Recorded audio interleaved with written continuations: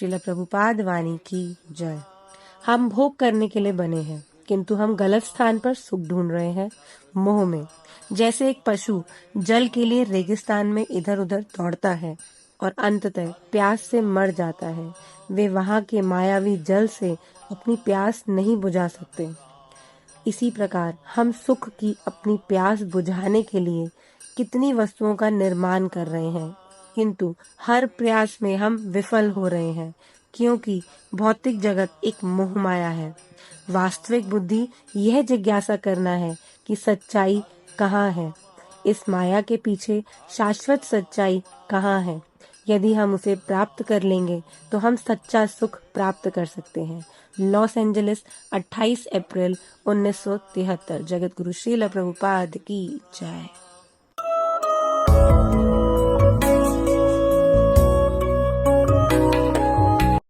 सुचिनान शिवतान की ही जोग भ्रष्ट संजार।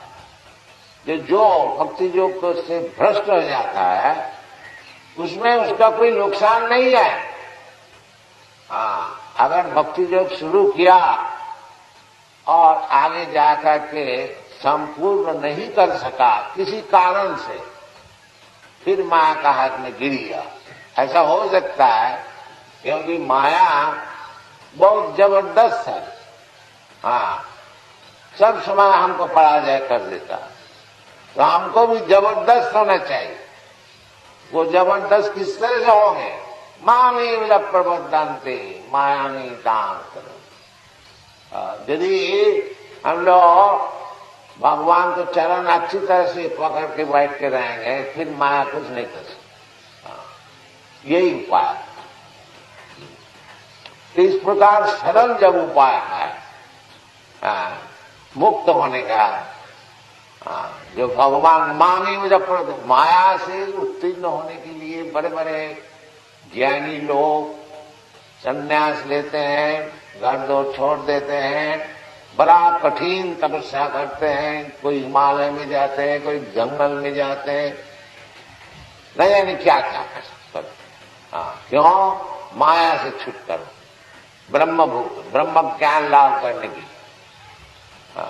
और इधर भगवान बताते हैं मामी जब प्रबंधनते मायामी ताम तरंती। केवल हमारा चरण में कोई शरणागत हो जाए तो उसी वक्त वो माया से उत्तीर्ण होगी, उसी वक्त, देर नहीं है, एक सेकंड। बहुत से आदमी हमको पूछता है जो ये भगवत भक्ति लाभ करने के लिए कितना दिन लगे, उन्हें एक सेकंड भी नहीं लगे। क्यों? असल काम का है प्रपत्ति। यदि कोई भगवान के सामने आकर के कह दे कि भगवान इतना दिन तो मैं माया का दास बना था, और माया का दास माने अपना इंद्रिय का दास, कामादिनाम प्रतिधान पालिता दुर्निदेश। इंद्रिय क्या है हमारा? अनेक विषय जो काम नहीं करना चाहिए, इंद्रिय बोलता अजी करो। इसलिए मैं तो इतना दिन इंद्रिय का दास था, कामादिना, काम क्रोध लोभ ये सब चीज का दास। बाकी वो दास होकर के हमको कुछ सुख नहीं मिला, न तो जिसका दासत्व किया वो भी सुखी नहीं हुआ। देखिए दुनिया का यही है नियम, आप लोग विचार करके देखिए। देखिए गांधी जी कितना बड़ा, महात्मा गांधी जी कितना देश की सेवा की, देश की दासत्व की। बाकी आखिरी में वो देश का आदमी उनको मार दिया। अब देखिए गांधी जी का ऐसे व्यक्ति, उनसे बढ़कर के कौन सेवा कर सकते? तो हम लोग का बात तो छोड़ ही दी। दुनिया के जितना ही सेवा कीजिए वो कभी सुखी नहीं होंगे, कभी नहीं बोलेगा देखो जी तुम बहुत काम किया, बहुत सेवा किया, अब तो घर में बैठ जाओ और सेवा न जाओ। अपनी पत्नी को पूछिए बुढ़ापे में, ये देखो जी अब तो बहुत हमने तुम लोग को सुखी करने के लिए प्रयत्न किया, अब जो कुछ हो गया हम जाएंगे थोड़ा वृंदावन में, उधर ही रहे, सब बिगड़ जाएगा। अरे वृंदावन आप कैसे जाएंगे, ये काम बाकी रह गए, ये काम बाकी रह गए, ये काम बाकी रह गए, जब बाकी रहे। इसलिए प्रपत जो यदि कोई ये बात को समझ जाए तो हम तो काम क्रोध के लिए दुनिया के सबके सेवा की, परंतु कोई सुखी नहीं हुआ, न तो वो लोग सुखी हुआ न तो मैं सुखी। इसलिए भगवान आपके पास आए हैं, आज से आपका दास बन जाओ। मैं तो आपको दास ही है, भूल गया था।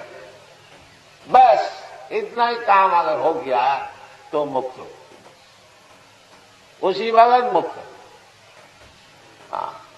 अगर वो अपना दिल से सच्चाई से बोलता है कि भगवान आज से मैं आपका दास हूं, आपको दास तो मैं है ही है चिरंतन, बाकी भूल करके दूसरे का दास हो गया।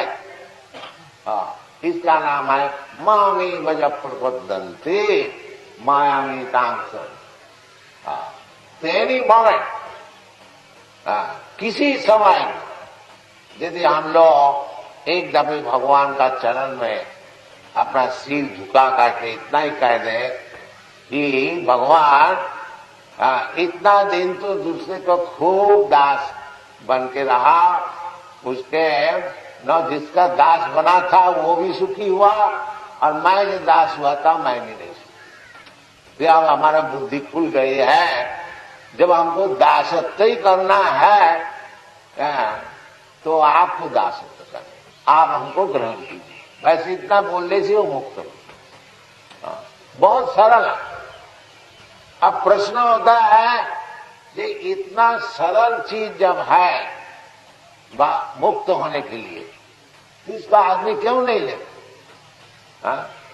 यदि इतना ही सरल है, जो भगवान का चरण में एक दफे दिल से कह दिया भगवान आज से हम आपको नौकर, आप हमको जो खुशी हमसे करा दी, तो फिर इसमें क्या मुश्किल?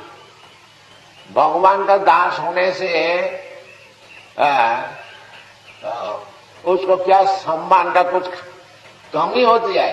नहीं। देखिए हम लोग भगवान का दासत्व कर रहे हैं, सब दुनिया में घूम रहे हैं, यही सिखा रहे हैं ये देखो जी आप भगवान का दास, और कोई इसमें मैजिक नहीं है। ऐसी बात नहीं है जो हम मैजिक दिखाता है, कोई सोना बना देता है, कोई और कुछ कर देता, नहीं, ये सब हम लोग का पास कुछ है। हम लोग खाली इतना ही कहते हैं, देखो भगवान कृष्णस्तु भगवान साहब, भगवान बताए हैं जो सर्वधर्मान परित्यज्य मामेकं शरणं व्रज, और मैं भी आपको ये अनुरोध कर रहा हूं कि आप भगवान का भक्त हो जाइए, भगवान की सेवा में लगे।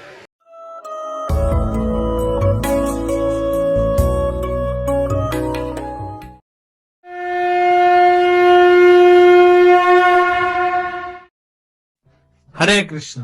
तो भगवद गीता के पहले अध्याय का दूसरा श्लोक। संजय वाच दृष्ट्वा तो पांडवानीकम व्यूढ़म दुर्योधनस्तदा आचार्यम उपसंगम्य राजा वचनम अब्रवीत। संजय ने कहा, हे राजन, पांडुपुत्रों द्वारा सेना की व्यूह रचना देखकर राजा दुर्योधन अपने गुरु के पास गया और उसने ये शब्द कहे। तो हम देखते हैं कि पहला श्लोक धृतराष्ट्र ने कहा, पूछा संजय से क्या हुआ, तो धृतराष्ट्र को संजय बता रहे हैं। संजय वाच क्या कहते हैं कि राजा गया, कहाँ गया? आचार्य के पास। आचार्य मतलब द्रोणाचार्य। यहाँ दुर्योधन राजा नहीं है, लेकिन संजय राजा बोल रहा है दुर्योधन धृतराष्ट्र को खुश करने के। संजय गलत नहीं कर रहा है। धृतराष्ट्र का यह आशा है कि दुर्योधन जीते, राजा बने, तो मैं तो महाराज रहूंगा। तो ये भाव है, इसीलिए उसको राजा कह रहे हैं। तो ये तो जो हम देखते हैं डेली लाइफ में, यहाँ पे संजय धृतराष्ट्र को, जैसे हम बोलते हैं ना, उनको फ्लैटर नहीं कर रहे हैं। उनको कुछ समय के लिए चलो ठीक है, थोड़ा खुश हो जाए, क्योंकि युद्ध में तो हारना ही है इनको, ये संजय को पता है। तो युद्ध में हारना है, चलो दुर्योधन राजा है, राजा का प्रतिनिधि बन के गया है। तो दुर्योधन ने देखा, व्यूह रचना को देखा, और बहुत सुंदर तरीके से की गई थी। या तो इसको स्ट्रैटेजिक लोकेशन जैसे कह सकते हैं, क्योंकि युद्ध में आपकी पार्टी कैसे खड़ी है, आपने अपना स्ट्रैटेजिक लोकेशन किया है, और सामने वाले ने भी तो स्ट्रैटेजिक लोकेशन किया है। तो ये समझना बहुत जरूरी है। आगे चल के भगवत गीता में भगवान बताएंगे कि हमारा सबसे बड़ा शत्रु काम है। तो काम कहाँ पे रहता है? अगर हमें हमारे शत्रु का लोकेशन पता पड़ जाए तो हमको आसान होता है उससे युद्ध करना।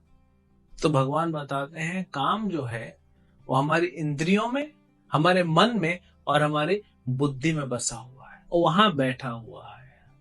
तो दुर्योधन सबसे पहले क्या देख रहा है? अरेंजमेंट कैसा है सामने वाली पार्टी का, जो हमसे युद्ध लड़ने आए हैं, पांडवों का जो कैंप है उनका अरेंजमेंट कैसा है। क्योंकि सबको पता है कि दुर्योधन की आर्मी बड़ी थी और पांडवों की आर्मी कम थी, फिर भी इतने अच्छे तरीके से उन्होंने अरेंज किया। तो इससे हम ये भी समझ सकते हैं कि हमें भी अपने आप को ऐसा स्ट्रैटेजिक लोकेशन में रखना चाहिए। स्ट्रैटेजिक लोकेशन मतलब जहां पे हम जीत सके। इसका मतलब ये नहीं है कि हम यहाँ खड़े हो, यहाँ खड़े हो। हमारी परिस्थिति कैसी हो जीवन में, अपने आप को ऐसी परिस्थिति में न खड़ा करें हम जहां पे हम हार जाएं अपनी इंद्रियों से, अपने मन से, अपनी जो कंटामिनेटेड इंटेलिजेंस से। हम अपने इंद्रियों को, मन पे विजय प्राप्त करें, वैसा हमें स्ट्रेटेजिक लोकेशन होना चाहिए। और वो क्या है? वो भगवान की भक्ति करना है। क्योंकि भले पांडव कम थे लेकिन कृष्ण उनके साथ है, और परिणाम आप सबको पता है। तो आगे देखेंगे कि दुर्योधन द्रोणाचार्य से क्या कहते हैं। हरे कृष्ण।